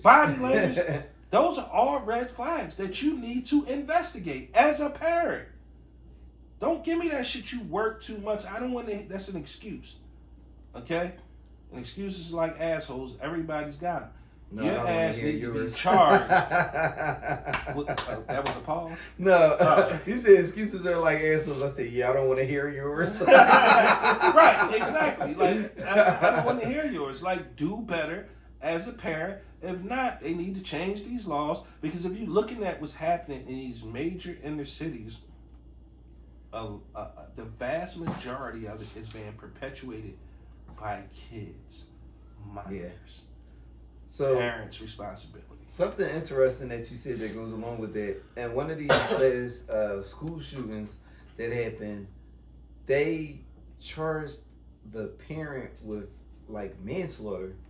And I forgot how they looped it in, but the kid had got like one of the parents' gun, and it was like after the investigating, they found that it wasn't like locked up and secured and something like that. And I want to say in this particular scenario that the school had reached out or something like, hey, your kid's behavior is concerning. This is some of the things that we're seeing, and it was all ignored. And I want to say like the mother got off, but the stepfather was arrested. It was one or the other, but I think stuff like that more should be taken into play, because if there's no repercussions, it's just going to continue. But if my freedom is on the line because of you, hey, I'm going to be a little bit more concerned. Like, exactly. Treated like that situation should be treated like you didn't lock the gun up. Because if you don't lock the gun up and your kid takes the gun and goes, or if it was locked up and somehow they know the code for whatever reason, and they take that gun and they go out and kill somebody for whatever reason, you're held accountable. You're held accountable for your child. Right. Your child it's 2-3 o'clock in the morning. We had to be home before the street lights came on. Thank you. So thank you. like these kids again. I can look on my locations and see where all my kids at right now, and I'm aware of it. You know what I'm saying? That's the if that for any reason that location ever goes off, I'm in my car to the last known location, and I'm calling on my way. Why? Because what in what world do you think is okay for your location not to be on? Exactly. We didn't know each other as that, and that's without yelling. That's without threat. Now my kids just know that's the rule. So I think with a lot of these kids again, they don't have rules. There's no foundation. There's no adult in the house. It's babies having babies. Like I said, you know what I mean? There's places for every age. Oh, for sure. Yeah. Like and I get it. These young black men can be wild and they can be scary as a parent of them, but there's no way you stand in my house and you out here living like this. And they don't give me this shit. I didn't know. Don't get on the news crying talking about he or she was a good boy, and they have been running with the. And how is it that you don't see your kids' social media? Right. I got my kids. I got man. all these social medias. Come all on, of man. It. And it's just. And then you can't lock no phone that I pay for. Absolutely. Where or you can't lock me out of no phone that I pay for. I can get it in. You can't live under my roof if I can't get in your phone. I got friends. Like, stop it. I seen. I don't know if it was last week. It might have been last week or before last. Down Templewood. Kids North Philly running around jumping on people's cars. Yeah. And I'm like, in my mind, I'm just like, them parents must not watch the news, huh? Right. Yeah, you know what I'm saying? Like, so what happens if a kid jumps in my car, or not me, let's say a street nigga comes to the door and he blows their head the fuck off. Now, like you said, you go on the news talk about, oh, my baby, this, like the guy, the school shooting up in Northeast. The parent had no clue. When the cops came, he said he had no clue what was going on. Didn't know it was a gun in his house or nothing.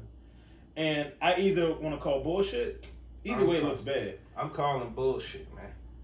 Because like I said, when you take a child from birth to whatever age, when you see a shift, that should concern you. Yeah. The fact that it didn't or you ignored it is your responsibility. Right. That's on you. You got to carry that too. And one thing that I'll say is I want to go and research this video because this one lady, she did an interview and it was like one of the most like accountable videos that I've ever seen of somebody that had like a child that was just out here. She was like, I forget the lady's name, and her son was killed, and she was like, I really want to apologize to the victims of my son because I know my son was a menace. She was like, they call him Monster. I knew that he was out here and I knew he was taking lives and stuff like that. She was like, I am by no means sitting here asking for condolences because my son brought that on himself. She said, now I want to reach out, and she started some kind of foundation where she was helping victims' families, but she was like, I can't sit here and cry for my son when I know my son was out here catching wreck. He got to a point where he was lost, and I told him like, hey, you're gonna go one day and I'm gonna be upset that you're going, but I'm not gonna be upset by the means, because if you out here wreaking this type of habit, it's going to come back to you one day. There's no way that you're going to be out here living like this and go unscathed. And I was like, I thought that was powerful because, I mean, yeah, I wish I would see somebody that your son is Monster. You know, he got 9 underneath his belt and you crying. Two things. To this to all parents, working long hours is not an excuse not to know what's going on with your kids. Very much to what he was saying. I work long hours. Sometimes I work doubles, but I'm aware of everything that's going on with my kids.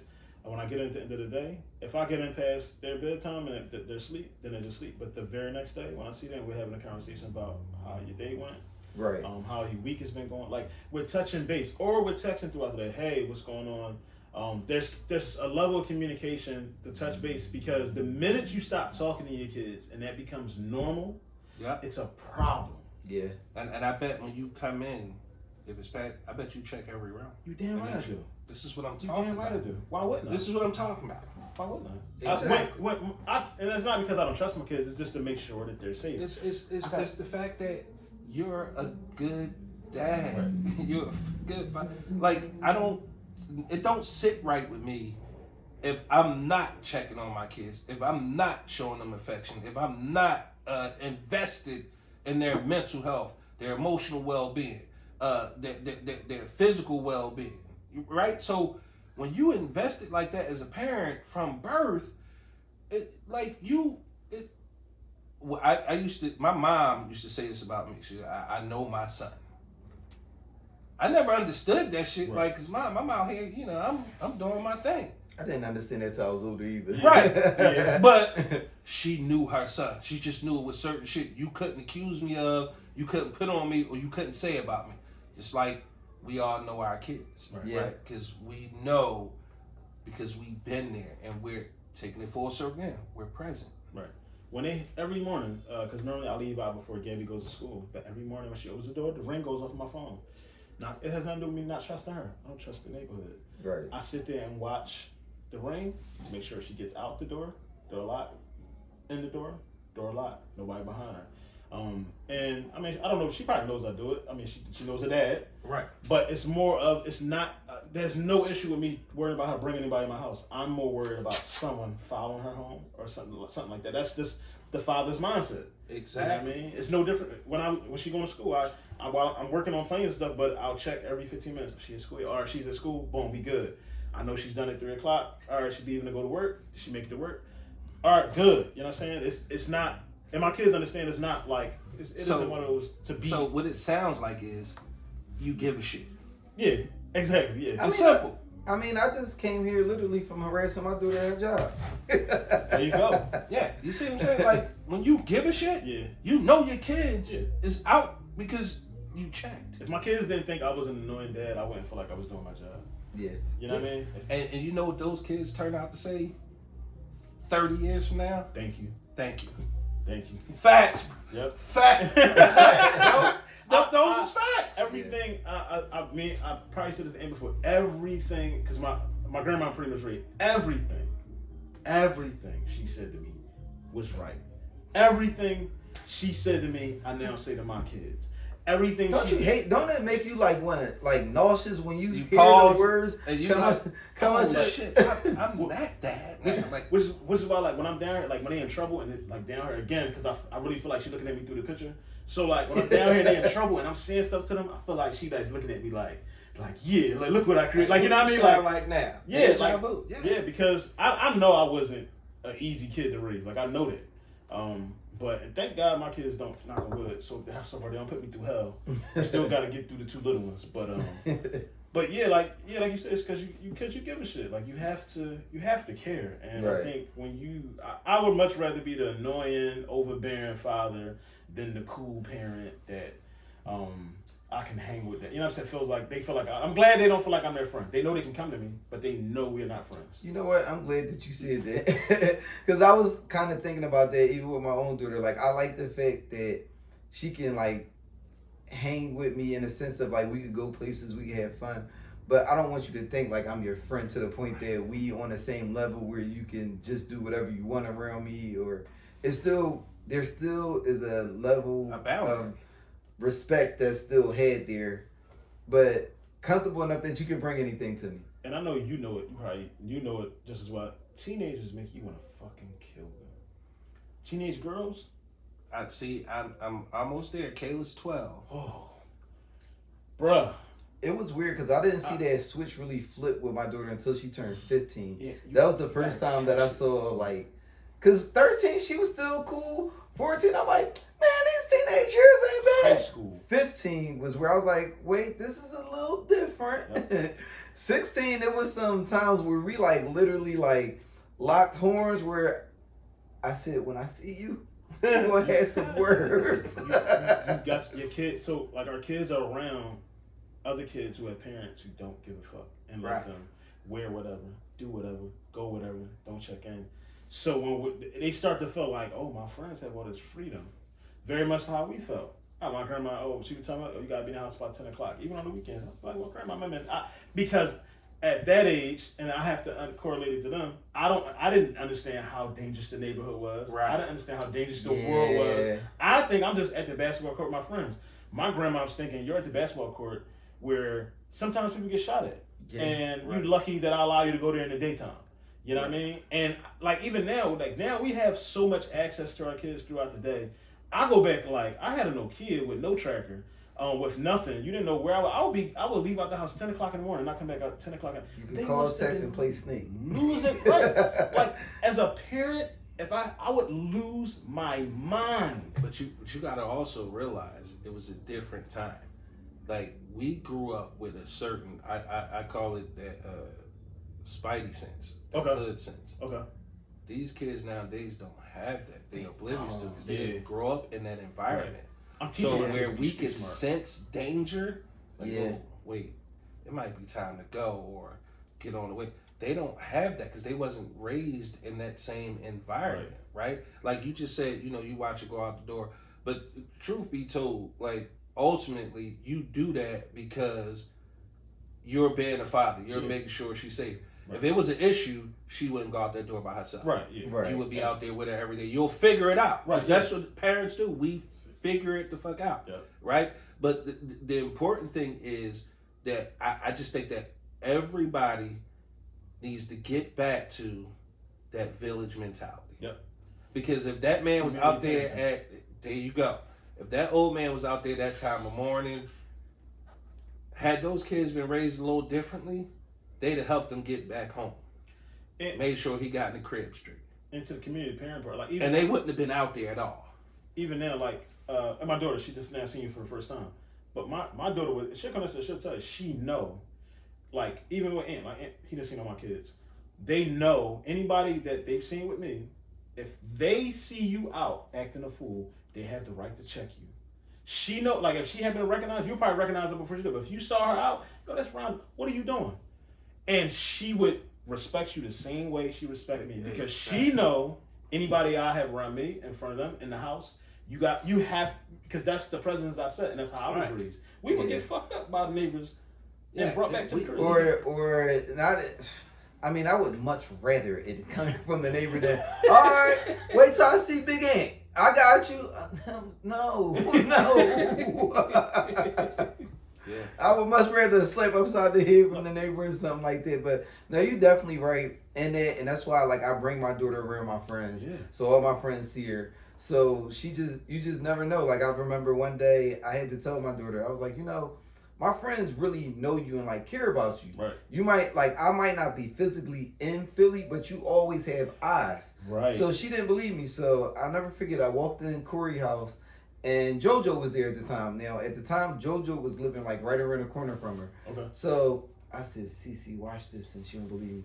I said, yo, JoJo, why is Cece just telling me that this lady down 57th Street walked up and smacked her? So JoJo grabbed her jacket, put it on, grabbed Cece by the arm, started walking to the door, and was like, so what part of 57th Street? So I let Cece walk to the door with her, and then when she finally got to the door, I was like, JoJo, I'm playing. She was like, why the fuck do you keep playing like that? Right. That shit ain't funny, eh? So she turned around, and I walked off. I'm laughing because my point was proven. Right.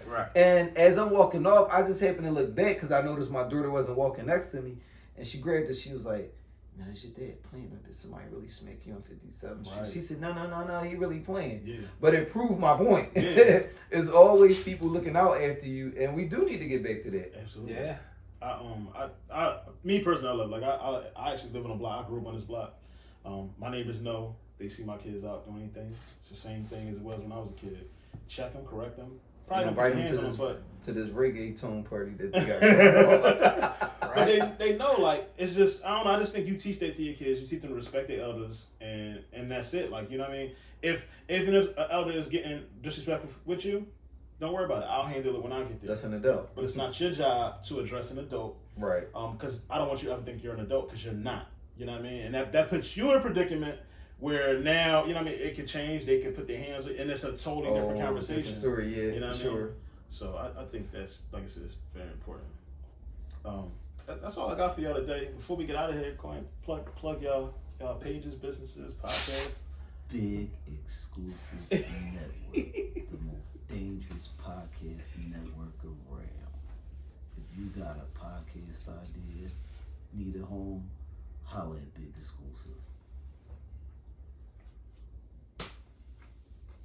I mean, what do you want me to do? You got a podcast. You got a podcast. You can catch the Big Exclusive podcast on the Big Exclusive Network Tuesday nights at 7 p.m. That's the live show. It's released to every podcast outlet Wednesday afternoon. So Tuesday night, 7 p.m. live show. You can go to the Big Exclusive Network YouTube channel to catch it live. And then anywhere you can find a podcast, you'll find that episode Wednesday afternoon. Thanks for having me, man. This was fun. Then on Thursdays, also on the Big Exclusive Network, you can check out the Antmoney Experience, the podcast unlike anything else you'll see on the internet. You know, we got a lot of great things happening over at the BEN, and come on over and join us. And we also got That being said, baby girl products, man. I'd like to announce that we are canceling the Antmoney Experience. Damn. I kid. Yeah, real quick, Ant been holding that shit down lately. He got 2 shows out of the rotations for whatever reason. Ant been the only one holding it down on the Big Exclusive Network. Right. No Diddy. But salute to Ant and the Antmoney Experience. I'm actually excited about being a guest and not just producing this time. Oh yeah, we got a banger on the way on Thursday. Pause. Super pause. And your daughter, she got her skincare products. She got. Yeah, so We plug everything here, baby. I see. Everything. You wasn't gonna let me get out of here without No, plug everything. And I appreciate that. My oldest daughter, Kayla, she has a company called Maywa Cosmetics. Maywa means luxury in Sudanese. So she has a young, luxurious skincare and cosmetics company. Right now she has some great lip gloss and lip balm and sugar scrubs and body mist and body butters. Like, she's doing her thing. I'm proud of my baby. My youngest daughter, Cameron, breaking news, she just was invited to audition again. For the first time, she turned him down. Oh, She said, no, I got better things to do. No, what she said was, Honey. she said, Dad, you got your own network. Why don't I just create my own show on your network? And Kids Baking Championship Oh, Food super Network dope. has invited her out to audition. We filled out the application, sent it to producers.